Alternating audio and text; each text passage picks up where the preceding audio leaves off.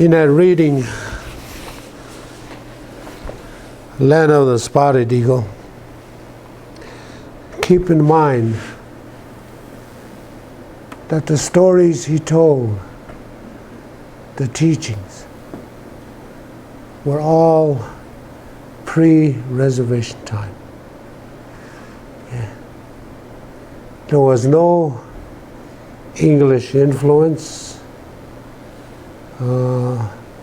There was no other philosophy influenced it.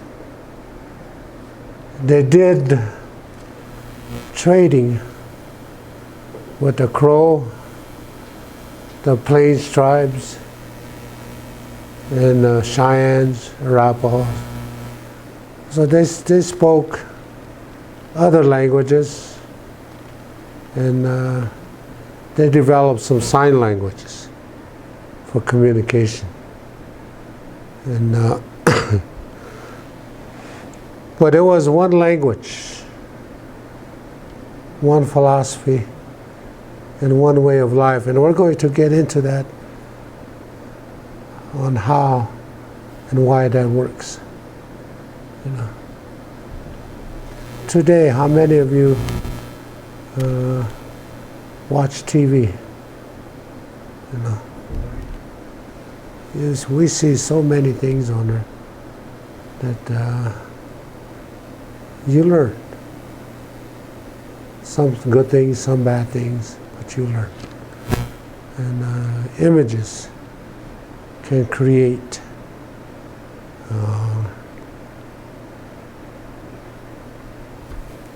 your own dreams or visions.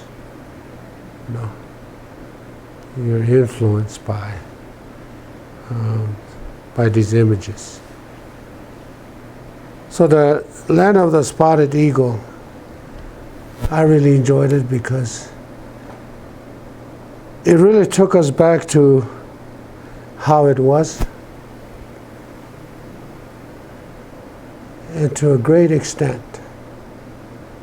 we still have it. We still have those things he talked about. In 1960s, I was out of high school. I graduated in 1959. And at that time, there was no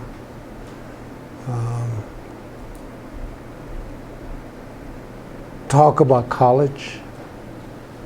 You know, you come out of these institutions, these boarding schools, with a third grade level of education and total dependency to authority. You couldn't function without consent, particularly from a religious leader. How many of you have still seen that to some extent? That dependency. Have you seen it? The dependency on authority, on your own life. Oh yeah. Before you make a decision, you know, who do you go to? Who do I go to? I mean, as an example, you know, who tells you, go ahead, do it? Your parents, yeah. My grandma. Elder relatives. Or who tells you, here's what you should do? My grandma. And it's sound advice, like coming from the family, but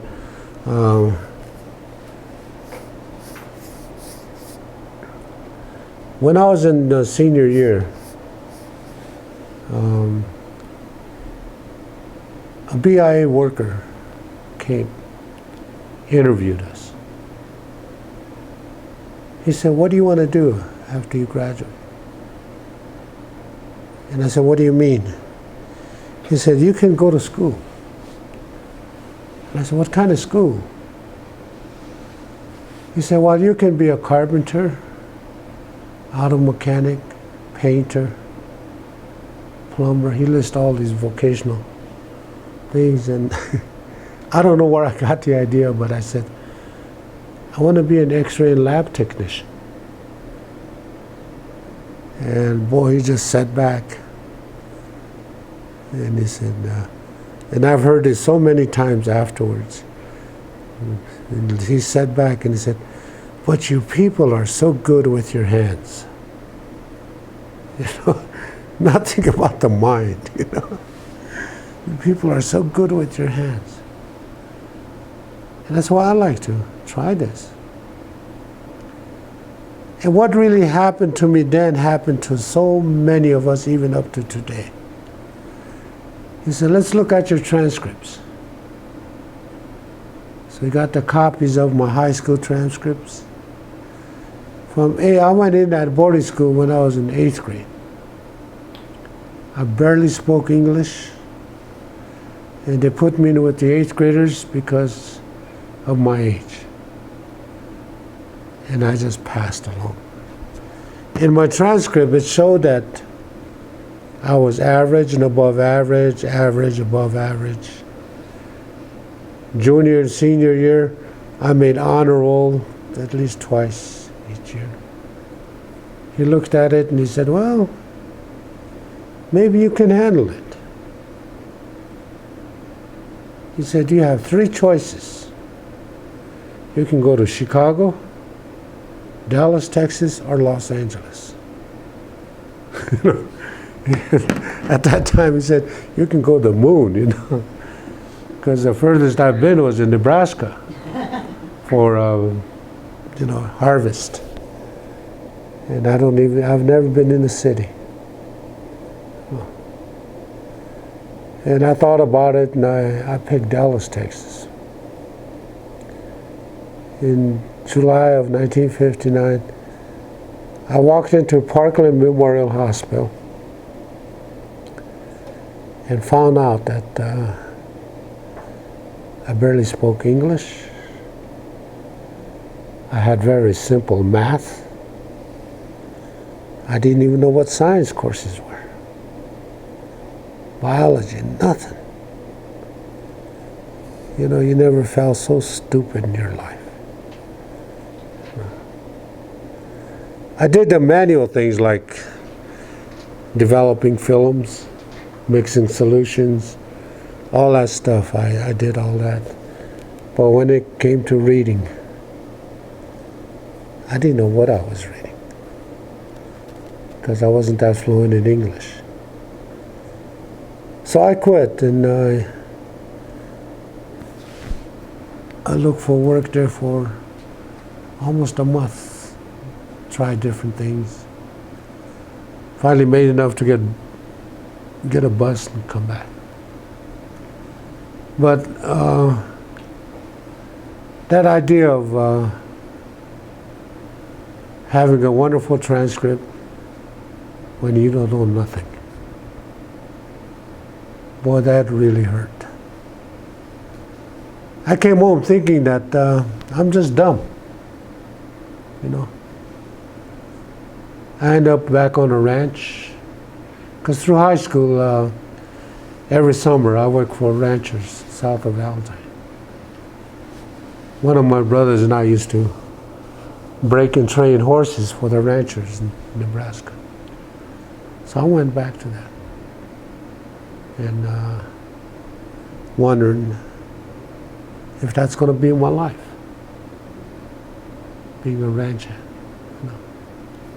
Because there really was no future in that.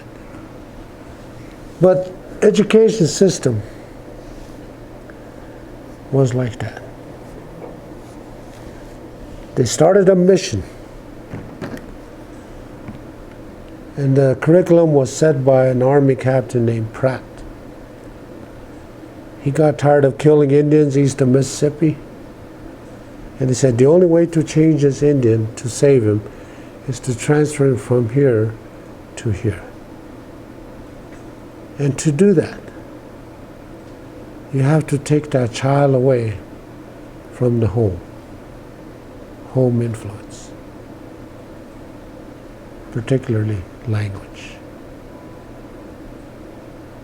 In 1880, to support that and the missionaries, United States Congress passed a law outlawing all native spiritual practices, traditions.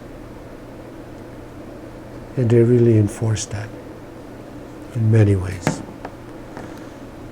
They take you in when you're 5 years old, they just teach you what they want you to learn. And that's how I came out. Total dependence. And the way they teach you is that God has the answer. So I blame God a lot for my failures. Till I decide, hey, it's my life. I gotta take charge. But the thing that saved me was the stories in the land of the spotted eagle. I grew up in Spring Creek up until I was 16. My mother and the elders of the community in wintertime would tell stories. And they talk about our grandfathers on a Zuya life's journey. The experiences they've had in that journey and how they survived and what they learned. In those days, when a young boy reaches puberty, he's a man. He's not a boy anymore. There's no concept of teenage. He is a man. And these boys hear these Zuya stories. And eventually, they would get together and do one. Sometimes they're gone for months, years, depending on how far they go or how long they stay out. But when they come home, they're fully mature. They saw what's out there in the world. They learn. And they will stop maybe a mile from camp. And if one of them had taken a human life on that journey, they would paint his face black. And they will bring him back to the entrance and wait till the parents come out, take him into a sweat lodge, inipi, and cleanse him. Because the Tioshpai talks about, lives the philosophy of all my relatives. They don't want any negative energy coming in. We're going to talk more about that Tioshpai system. How strict it was. The consequences if you break rules. Very strict consequences. So these are just some things that you learn in the Zuya, you learn through history, stories. So I know those stories till I was 16. I went into a boarding school system when I was 16. In that same year, my mother died. And my father died when I was 4. So I really didn't have any parents. But I remember the Zuya stories. There was the beginning stages of Vietnam. I tried 3 times to get in. Each time I passed physical and mental tests, but I had surgery in high school, so they'll put me on a standby. So I finally went on my own Zuya. I traveled around the country.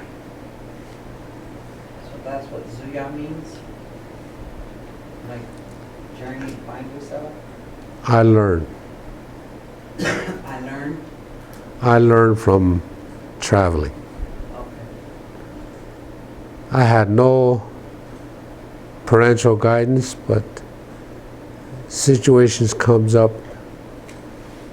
and something happens to help me through.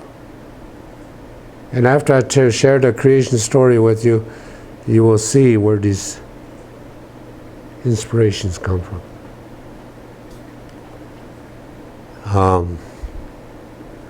As an example, I was in LA, around LA in Bakersfield, in around 1960. After I came back from Dallas, I went on my journey. I was working with a Mexican crew in the fields. And the first day we went out, around 10 o'clock we had a break.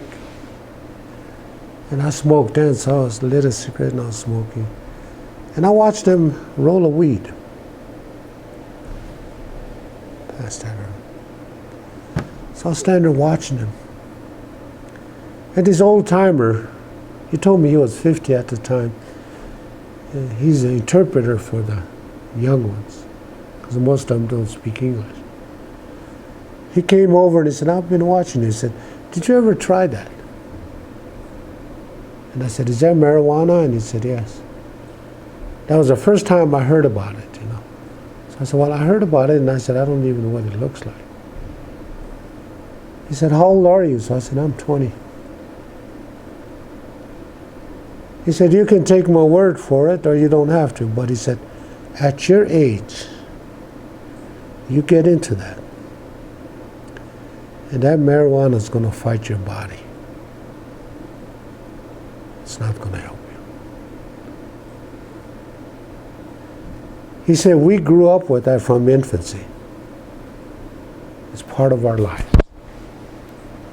We don't abuse it. It's medicine.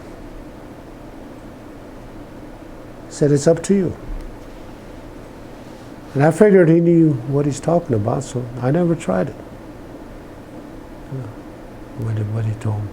And that's what I mean about running into situations and something happens, like somebody comes up and say, hey, wait a minute. You know, think about it. I was working in LA later. I was a drywall hanger and I was working there.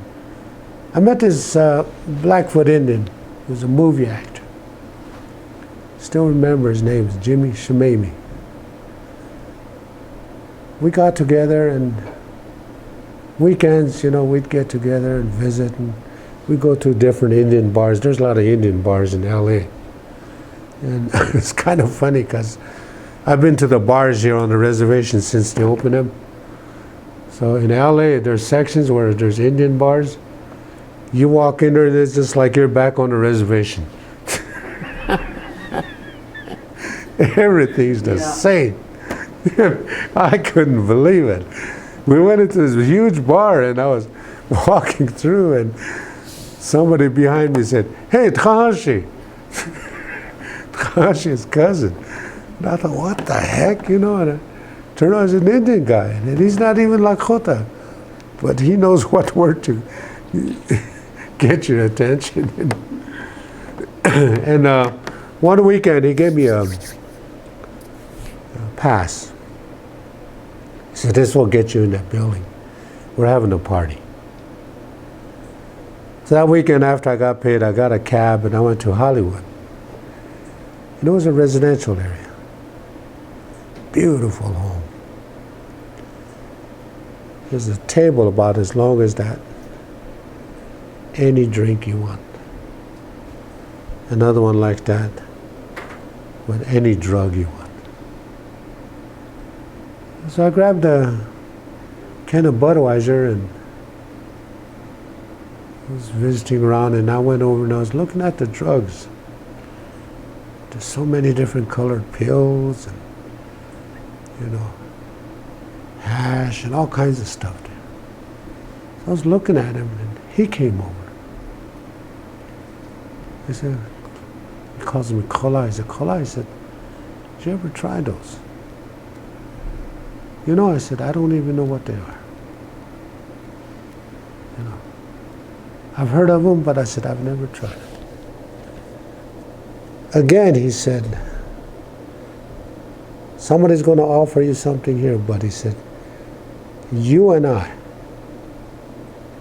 were born and raised on an Indian reservation. There's a lot of things we lock up in here, inside of us.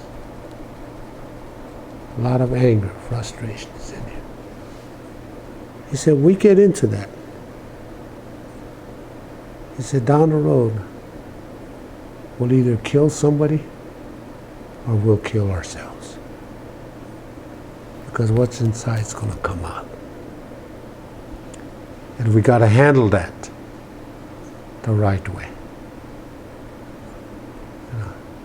I often wondered what he meant by right way, and then later on, I came back in the mid-60s,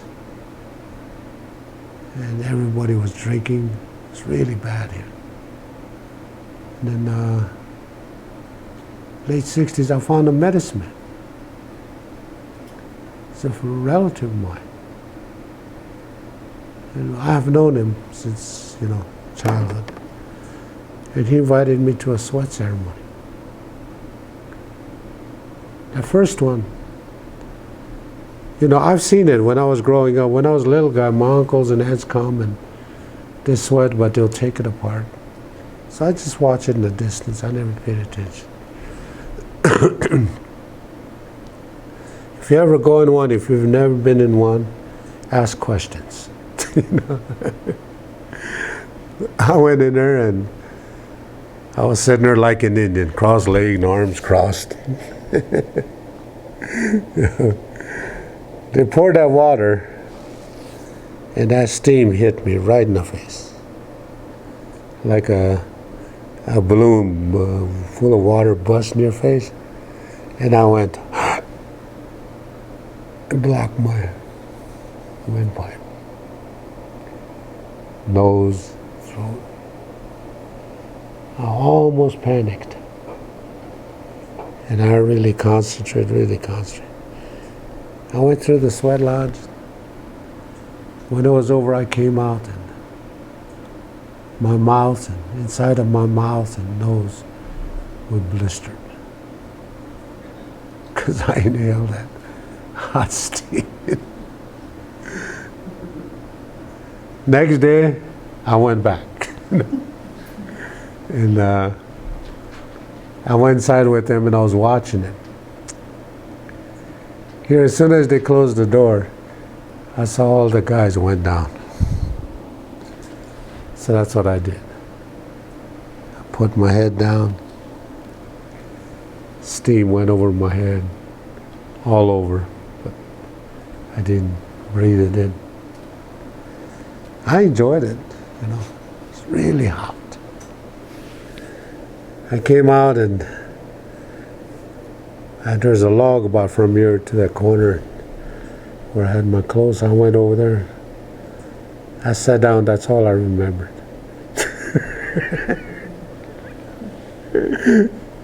Just knocked me out. The next thing I knew, one of my uncles grabbed my arm and he said, "Are you okay?" And that's when I came to. And I said, "Yeah, I'm fine." So the next time I went, I really watched. I wouldn't stop. Because somehow, that's what pulled me back. And these medicine men, there were 19 of them at the time, and they were all practiced underground. Nobody knew they were practicing. They have their own followers, families.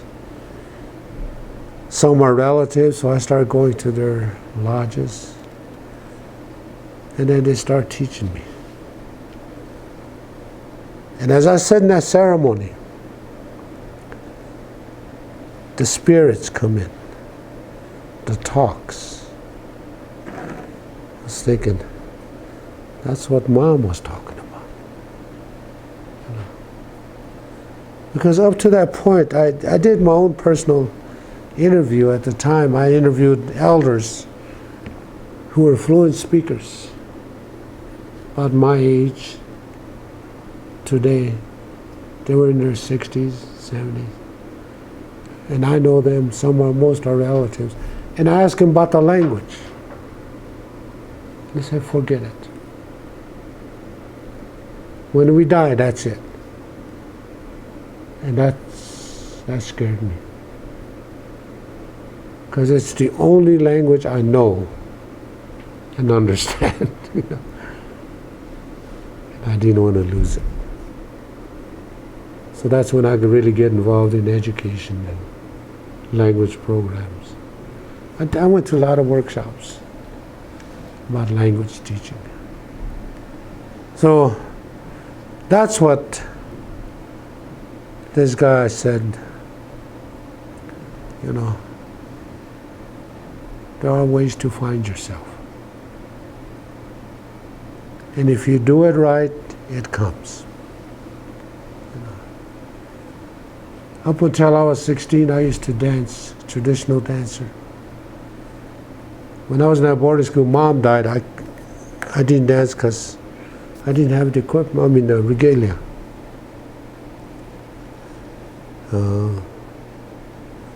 My son was about 3 years old, youngest one. And we went to a gathering at Digman Hall. We were sitting there and the announcer said, there's a dancer in here. And this family had this bustle especially made, all of eagle feather for a child. But there's a dancer in here. And they want to give this to him. And here they call my son. You know? So we went out and there's a beautiful eagle bustle for a child. But he was only 3 years old, so we hung it up and I was telling him what it is. When he was about 5 years old, he said, 4 years old, I think, 4 or 5. He said, Dad, he said, I want to dance at Rosebud Fair.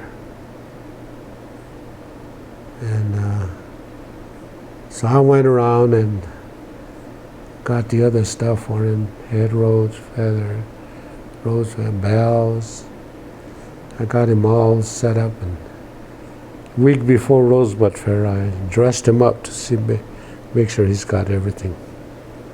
He stood there looking at himself and looked at me and said, Dad, he said, I want you to dance with me. And I didn't have anything, you know, not even one feather.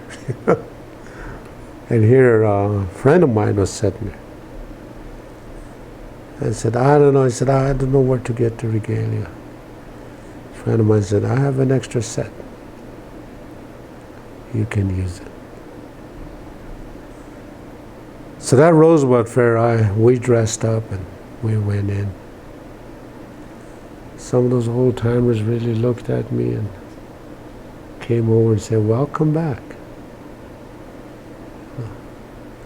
But as soon as we went into that grand entry, as soon as that music started, I was home. Felt so good to dance. Because I know the songs. And then after grand entry, an elderly woman from Spring Creek had the announcer announce that she was glad to see me back in the center and donated on my behalf. I never felt so welcome, you know. So my son really brought me back to dancing. And he became a champion dancer. He won all over the country. And him and Bugs Bobtail used to take off. Hit the powwow trail. Really did good. But these are things that you have that can help you. They're little things, you know. But it tells you who you are. And that's what Standing Bear was talking about in the land of the spotted eagle. If you get a chance, read the whole book. It's a wonderful book to read. And then when you get a chance, read that creation story. Yeah.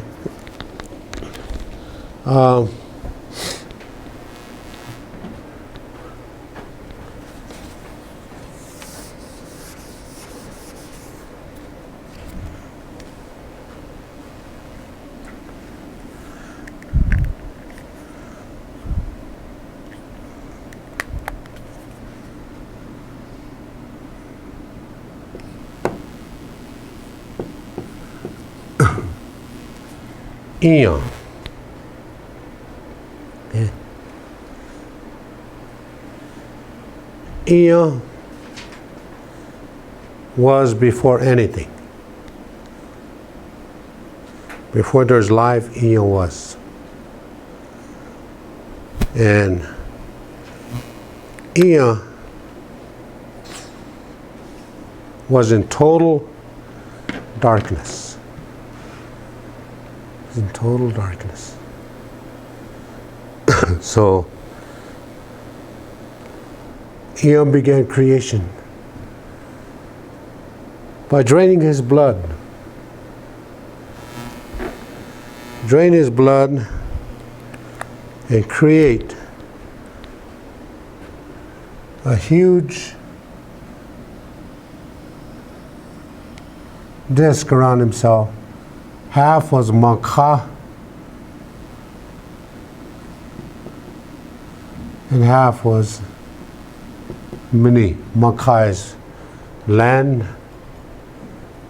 and water. And call it Makha. The color of the blood of Eon was blue. So Makha was all blue. So Makha and Eon got together and took the color blue out and threw it up, and it became the blue sky. Makhpia Tcho.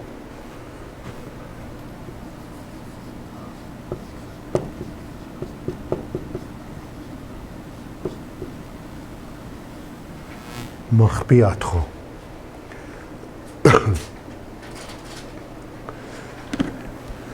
Then Eon said, it's dark and it's cold. So, not Eon, but Makha. Makha said it's dark and it's cold. So Eon, Makha and Makhpia Tcho got together, and Eon created Ampetu. We. Ampetu we. Ampetu is daytime. Daytime we, or the sun.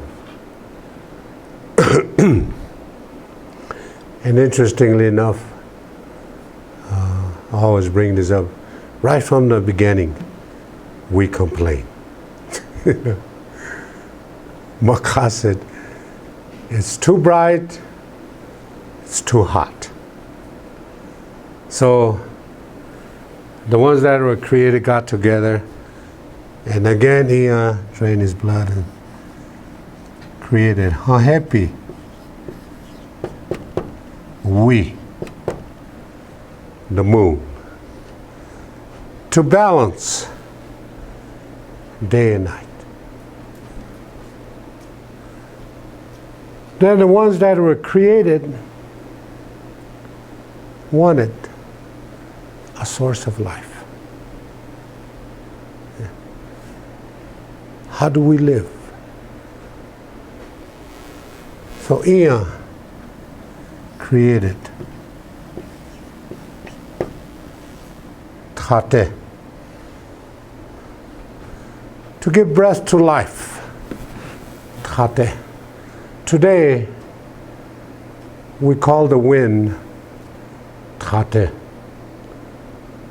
So after I learned this story, that should be an E on the end, but after I learned this story anymore, when I get out and that breeze comes up, it says, thank you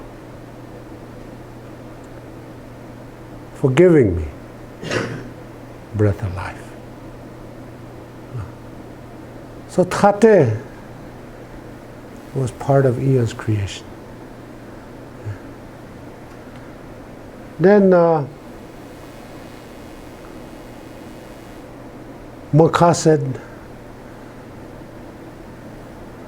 I am naked and I need a covering. So the ones that were created got together with Eon. Then they asked Maka, if Eon gives you a covering,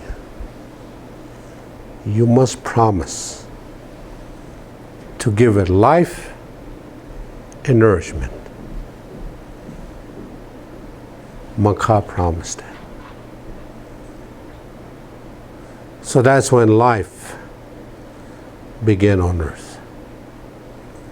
Grass, plants, different things come on earth. Different life comes into the ocean. Life. And as each creation came on earth, the other one was created in the universe. So the creation not just happened on earth, but also in the universe. There are some wonderful stories of, in the beginning, how these planets fight for control. They fought with the earth, things like that, and Francis Cutt has some wonderful stories about that. But as each creation came in, Eon got weaker and weaker because Eon was draining his blood to create. So Eon got weaker and weaker. And keep in mind that in the beginning, Eon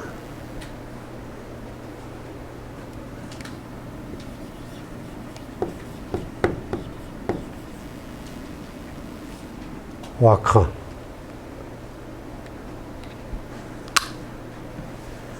Eon was Wakan.